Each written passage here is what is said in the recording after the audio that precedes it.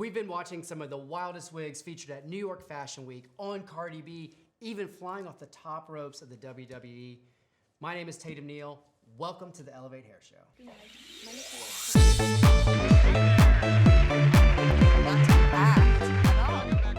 We've got a special guest today from Syracuse, New York, someone we've been trying to get on the show for a long time. You might know her as Pigment. I know her as Shannon Romano. Welcome to the show. Hi.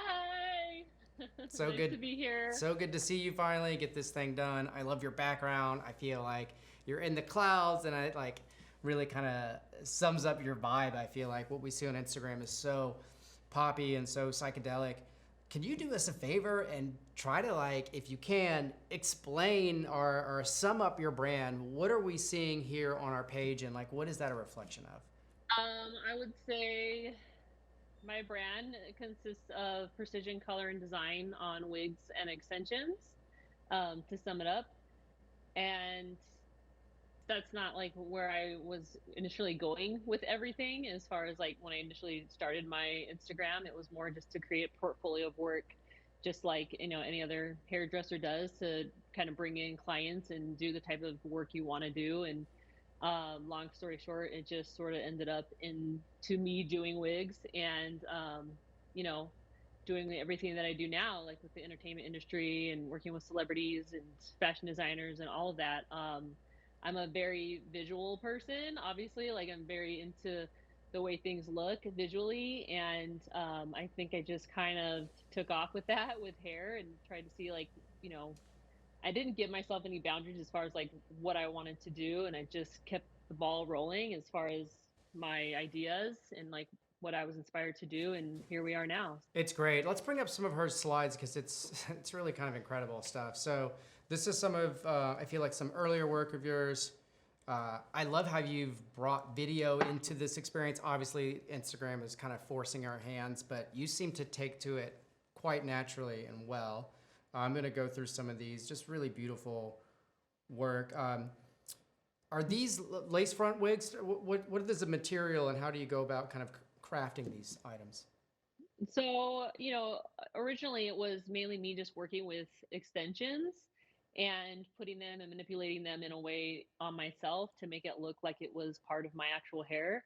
Um, More or less because I wanted to make it look like a whole, piece of hair, and like get my ideas out there as far as things I could do with clients, but also do it in a way that didn't take as long as far as like doing an entire wig, but just more or less like as a visual for people to see and be like, oh, I like that, like could I get a wig of that? And so it just made it easier for me to create content quicker of the things that I wanted to do, without like the time and the money that it would take, as opposed to like doing an entire wig.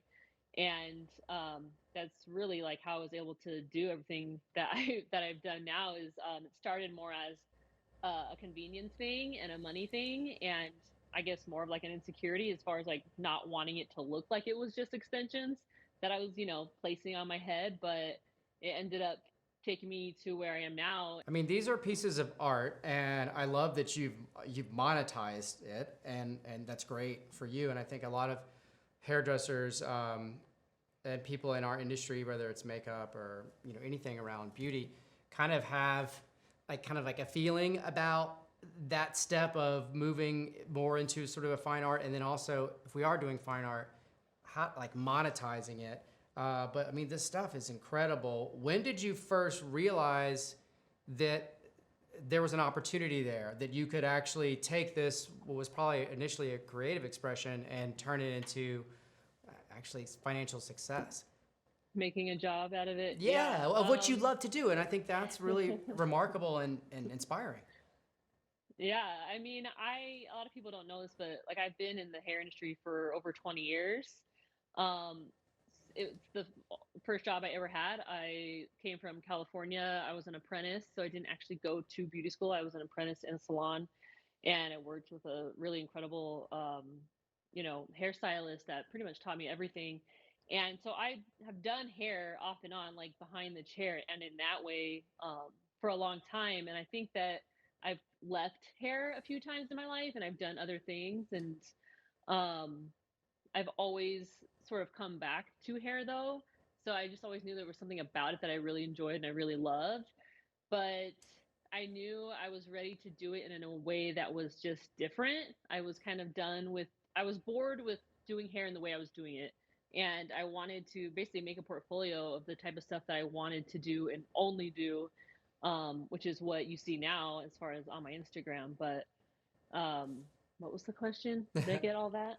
I think you kind of got it. I mean, a follow up to it is essentially like how much of your current reality is this is amazing sort of hair art versus you doing long layers in the salon, so to speak. Like, have you Yeah, completely yeah, pivoted to this more art sort of side of you? yeah.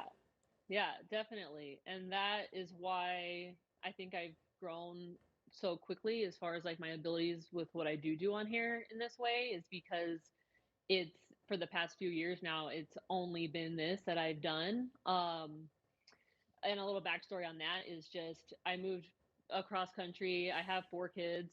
One of them at the time was 6 months old. So I was at home with him and I knew that because I have 4 kids, I knew like the route of like what was going to happen in my mind as far as like once he got older and went to school, I would then go back to the salon and start working and blah blah blah. And so instead of wasting, I guess, that time at home, I knew I needed to like keep that going, like keep that momentum as far as hair goes. And I wanted to just, Instagram was just kind of really becoming a thing. A lot of people were getting clients from Instagram. So I just kind of decided that, all right, I need to like start a portfolio now so that eventually, like when I do get back into the salon, I can, potentially like have clients coming from, just the stuff I'm doing on Instagram. And so it really just started as me like having a portfolio of work in that way, in that sense. And honestly, like doing extensions and doing wigs was something that I did because I didn't have models, I didn't have clients. Like it was honestly like started as a more of an insecurity that I had to use those things to do what I do. I didn't go to like any special school to learn how to do wigs or anything like that. It was just I if there's a will, there's a way, So, and that was my only way. And then it just sort of from there, I just started to fall more and more in love with more of the art aspect of it all. And that's always for me been my biggest passion and drive as far as doing hair was the art aspect of it. And I think when I didn't have the limitations of using an actual person, um, it just sky's the limit. Like I just skyrocketed from there as far as like finding my groove with exactly like just what I wanted to try and do on hair. I think that's great, and I want to talk about some of your projects coming up. Let's start here. Um, you just did recently a project for is this New York Fashion Week? Yeah. Yeah, this is Yeah, it really was cool. I'm going to go through some of these slides. This is obviously the editorial. Um, we see it's almost like a signature flame at this point, yeah. because it Right. reoccurs and I love it. But this is just really cool and a technical departure from your long hair. How difficult was it for you to sort of pivot to sort of these shaved types of objects? Um, and how did you kind of come across this opportunity to move from hair world, if you will, to Fashion Week? Yeah, that was like kind of one of my main goals for this year and probably last year too was to like slowly get more involved in the fashion industry. So last fashion week, the one not this past one, the one in August, September time, I had some wigs that I sent to a friend of mine that was working with Alok. And so some of my wigs were worn at the last fashion week and did really well, got photographed a lot. Actually is in the latest issue now of Harper's Bazaar magazine. So once that all happened, I just was finally like, okay, like in the fashion world, I don't think they see a lot as far as like when it comes to hair in this way. So they were just really taken back by it. It did really well. And so I just kind of told myself, I was like, you know what? Like it was received so well. Um, and I just really realized like, wow, that is honestly like how I see myself is more of I feel like I relate more to design in that way. That's why I call myself a wig designer because just the concepts and the ideas and the illustrations and stuff that go into it before I even create. a wig, I think, is very similar to the way, fashion designers work. And so I just think I was like really appreciated and like respected in that whole realm of types of people that, do fashion. And I just told myself, so the wigs and all that from last prior fashion week was actually, so Alok went to the last show of the designer that I just recently worked with. And so that's how that kind of came about, just like networking in ways that you don't even realize like you're networking just by getting your art out there and into the world, which is exactly why I did it. But she saw the wig and loved it. And so we just sort of connected through Instagram because of that. And then I told her, I was like, I'd love to work with you, like on something you ever have coming up, like let's, collaborate and all this stuff. And so it really is just about like putting yourself out there and like figuring out what it is you really want to do and what you want to be a part of, and then like figuring out how to make those things happen.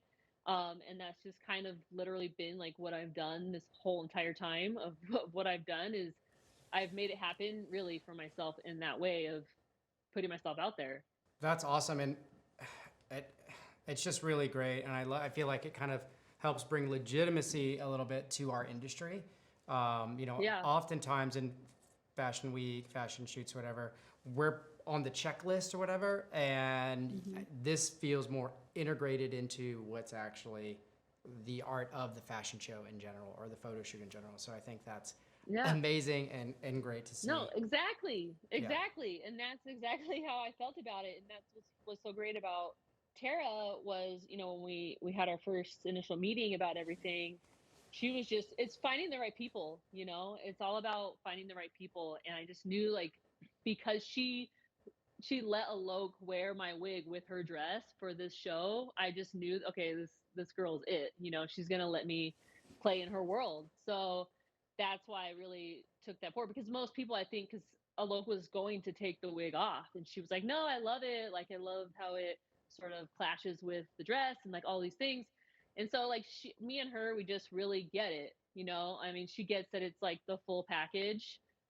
Visually, it's just everything. You can see too, like from the photography that she chooses with the people that she works with makeup and all of it, like it's not just about the clothes, it's everything, you know and um I wanted to be able to showcase hair in a way in the fashion world where it's more loud and it's more, like you said, a part of the clothes. And I just think like visually from head to toe, if people really got on board with that idea, it would be mind blowing.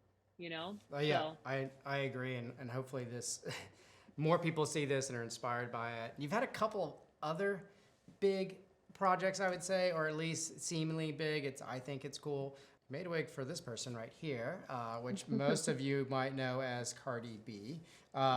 Which I am just kind of going through these slides real quick so we can kind of see, but like wow, what an incredible experience that must be, and like Cardi's music or not, which I do like Cardi. She's in my top three for sure. Um, this is cool, and this is a great, again, sort of legitimizing our industry, legitimizing certainly what you do, and for you, being able to share your art. Talk to me a little bit about this piece, how you kind of crafted it, and did you craft it for her in mind? Was there a request, or did she see it and say, "I need this"? like I said before, it's a lot about putting yourself out there. And no, I think in the beginning of all this, I kind of thought, oh, if I'm good enough, things will just happen and the right people will just come, which I mean, that does happen sometimes, but in the grand scheme of things, like you have to be your biggest cheerleader. You have to really promote yourself. You can't just sit around like wait for things to happen. You have to really make them happen for yourself. And so I just get, I mean, and like I utilize the save section of my Instagram so much. Like I have so many things in there of like different people I want to work with, and then those people's teams and like how to go about as far as like being able to make that happen. So with Cardi B, I knew that Tokyo Styles was her hairstylist, and so I pretty much just went to Tokyo's page and just started, liking and commenting on lots of things just to like get her attention. And then I started tagging her in my work.